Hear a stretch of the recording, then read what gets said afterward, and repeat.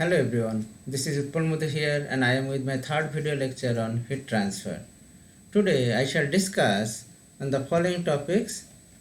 Number 1, steady state and unsteady state heat transfer. Number 2, one directional heat transfer through a slab or plain wall. Number 3, one directional heat transfer through a hollow cylinder. Number 4, one directional heat transfer through a hollow sphere. Number 5, thermal resistance concept. Number 6, heat transfer through composite wall, cylinder and sphere. And finally, I shall solve some simple problems. Now first one, steady state and unsteady state heat transfer. In steady state heat transfer, the temperature at any location within the system does not vary with time. The temperature in steady state is the function of space coordinates while it is independent of time. That is, temperature is given as T is equal to function of x, y, z and dou T by dou T is equal to 0. Dou T by dou T means change in temperature with respect to time. On the other hand, in unsteady state heat transfer, the temperature varies with time as well as location within the system. That is, temperature is given as T is equal to function of x, y, z, that is space coordinate, and t, time. And dou T by dou T is not equal to 0.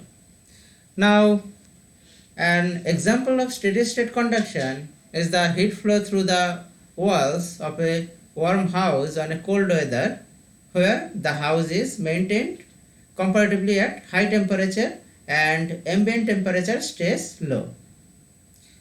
So the transfer of heat per unit time stays near a constant rate determined by the insulation in the wall, and the distribution of temperature in the walls will be approximately constant over the time. Now in the second case, that means for unsteady state, an example is if you place a hot metal ball into a pot of cold water, then there will be exchange of heat between the ball and water. As a result, the temperature of the ball will decrease with time, whereas the temperature of wall will increase with time. This process will continue till the temperature of water and the ball become equal to each other.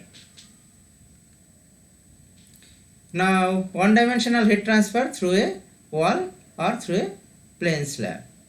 Now, according to Fourier's law of heat conduction, we can write Q is equal to minus K dt by dx, or Q dx is equal to minus Ka dt. That is equation 1. Now, integrating the equation within the limit 0 to L and T1 to T2. That means here the limit of x is 0 to L and limit of t is T1 to T2. So by integrating this one, we get Q is equal to K T1 minus T2 by L, which is equation 2. Now again integrating equation 1 within the limit 0 to x and T1 to T. So we will get Q is equal to K into T1 minus T by x, which is equation 3.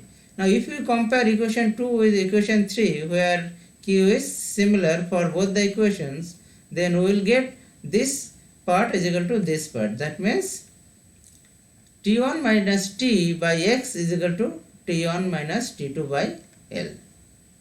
This equation gives the temperature distribution in the slab along the heat flow direction. Now in this equation, we see that this T and x, this both are unknown. Now if x is given, then we can calculate unknown temperature T, or if T is given, then we can easily calculate the value of x. Now one-dimensional heat transfer through a hollow cylinder. Now in this figure we see that internal radius of the cylinder is R1, external radius is R2 and intermediate radius is R. T1 is internal surface temperature, outside surface temperature is T2 and intermediate temperature is T. Now as per Fourier's law of heat conduction, we can write that Q is equal to minus K into A. A means 2 pi R into L. L is length of the cylinder into dt by dr. Integrating the equation within the limit R1 to R2 and T1 to T2, we get Q is equal to 2 pi Lk into del T divided by ln R2 by R1. Now again, if we integrate equation 1 within the limit R1 to R and T1 to T, then we will get Q is equal to 2 pi Lk into del T1 divided by ln R by R1, where del T is equal to T1 minus T2 for first case and del T1 is equal to T1 minus T.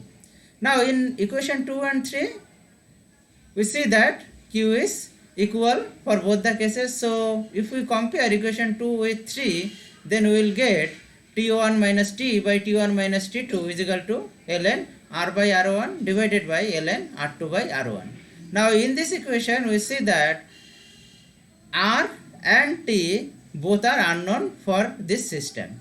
Now if T is given, then we can calculate R, and if R is given, then we can calculate T easily from this equation. Now this equation gives the temperature distribution in the cylinder along the heat flow direction. Now one-dimensional heat transfer through a hollow sphere. The cross-section of hollow cylinder and hollow sphere is same, but area is different for surface area is different for cylinder and sphere. Now according to Fourier's law of heat conduction, we can write Q is equal to minus K into A is 4 pi R square for this system into dt by dr. Now integrating equation 1 within the limit R1 to R2 and T1 to T2, we get Q is equal to 4 pi K into R1 R2 into T1 minus T2 by R2 minus R1. Similarly, if we integrate equation 1 within the limit R1 to R and T1 to T, then we will get Q is equal to 4 pi K R1 R into T1 minus T by R minus R1. Now if we compare equation 3 with equation 4, then we will get T1 minus T by T2 minus T1 is equal to R2 into R minus R1 divided by R into R2 minus R1. Now here also T and R both are unknown. If T is given, then we can calculate the value of R or vice versa. So this equation also gives the temperature distribution in the sphere along the heat flow direction. Now thermal resistance. According to Ohm's law, we can write V is equal to IR electrical. Now in this figure, we see that V1 is greater than V2, and so current flows from V1 to V2 direction. Now when heat flows due to temperature difference, and in this figure we see that T1 is greater than T2, so Q flows from T1 to T2 direction. Now in this figure, this one is R electrical and this one is R thermal. Now here we can write T1 minus T2, that is del T is equal to Q into R thermal. That means temperature drop is equal to heat flow into resistance. So R thermal is equal to temperature difference divided by Q.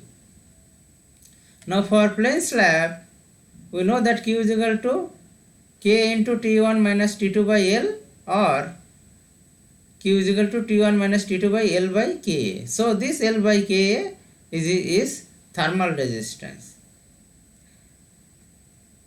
And here Q flows due to this temperature difference, and if thermal resistance is higher, Q will be lesser, and if thermal resistance is lesser, Q will be higher.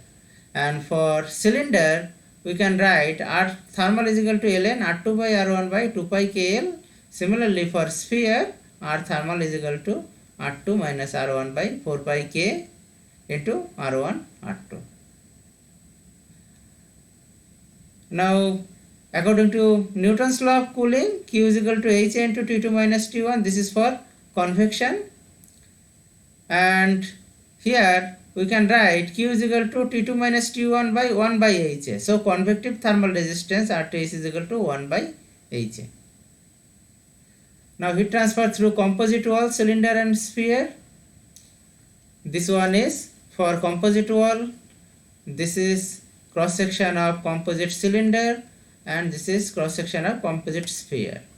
Here for composite wall there are two layers having thermal conductivities K1 and K2, and T1 is inside temperature, T2 junction temperature and T3 outside temperature, where T1 is greater than T2 greater than T3.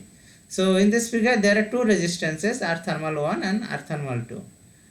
Now in case of composite cylinder there are three layers having thermal conductivities K1, K2, K3, and similarly for composite sphere also thermal conductivities are K1, K2, K3. Now if the internal fluid's temperature is higher compared to external one, then heat will flow from internal to external direction, that means radial flow of heat. Similar observations can be made in case of composite sphere also. Now in both the cases conductive resistances are R thermal 1, R thermal 2 and R thermal 3. Now in these three cases only conduction heat transfers are considered. Now if we consider this composite wall, so we can write R thermal 1 is equal to L1 by K1A1 and R thermal 2 is equal to L2 by K2 into A2. So summation of R thermal is equal to R thermal 1 plus R thermal 2.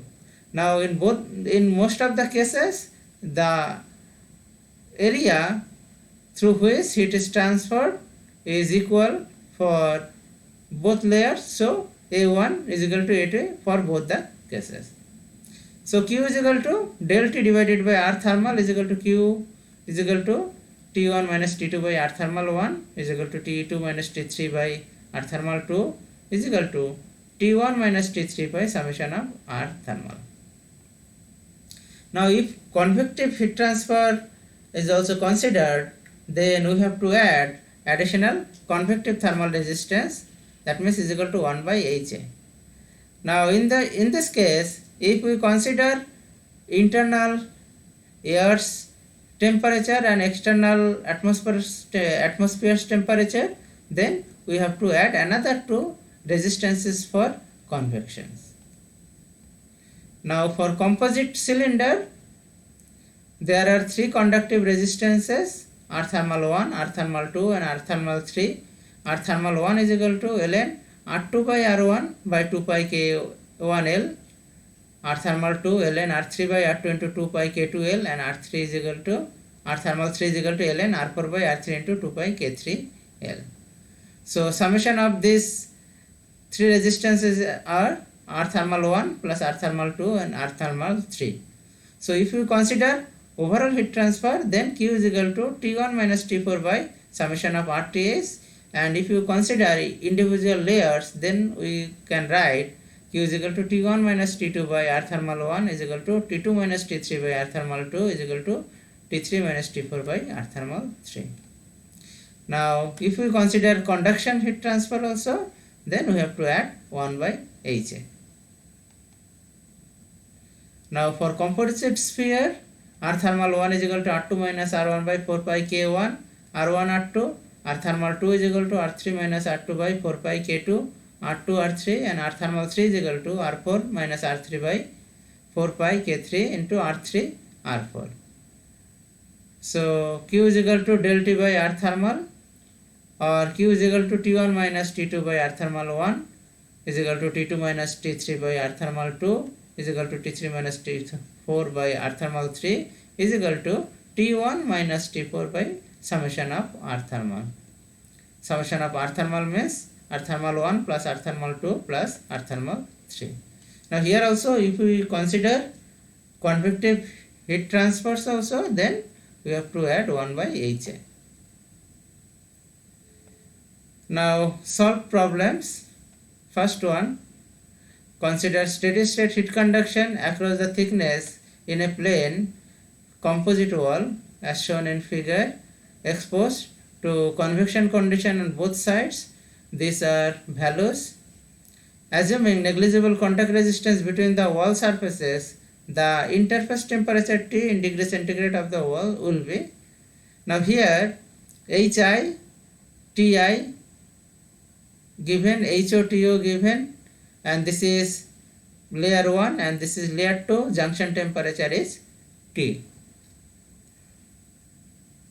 K1 and K2 for these layers are given, and thickness L1 and L2 are given.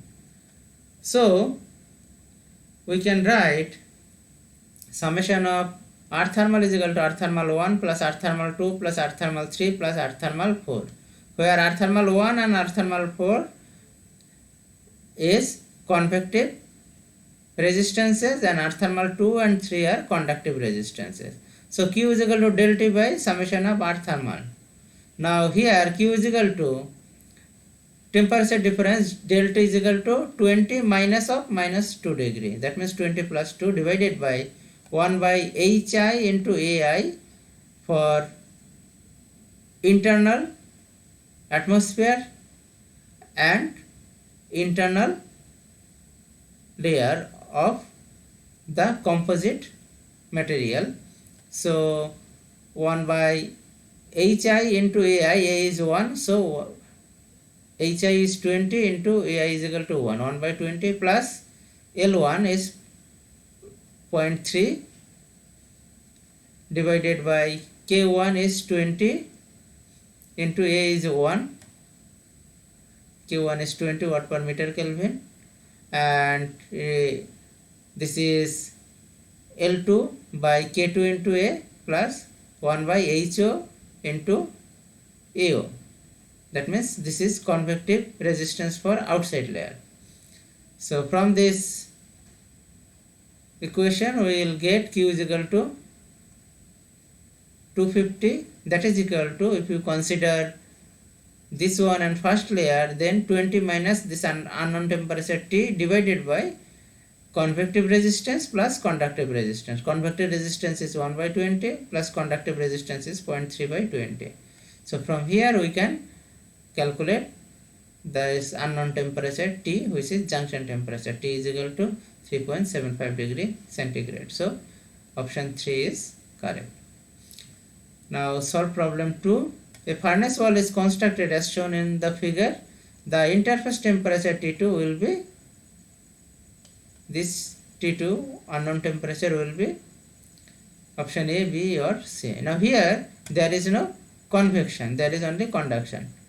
So here we can write Q by A is equal to T1 minus T3 divided by delta X1 divided by K1 plus delta X2 by K2. That is equal to L1 by K1 plus L2 by K2. So T1 minus T3, that is equal to 1000 minus 120 degree centigrade. T1 is equal to 1000 and T3 is 120 degree centigrade divided by del X1, that is L1 is equal to 0.3 meter and del X2 is equal to 0.3 meter. So 0.3 by 3 and 0.3 by again 0.3. So here thermal conductivities are K1 is equal to 3 and K2 is 0.3. So this is equal to 800.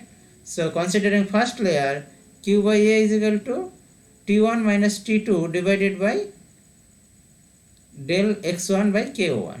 So from here we can calculate T2 is equal to, that is equal to 100 minus 1000 minus 80, that is 920 degree centigrade.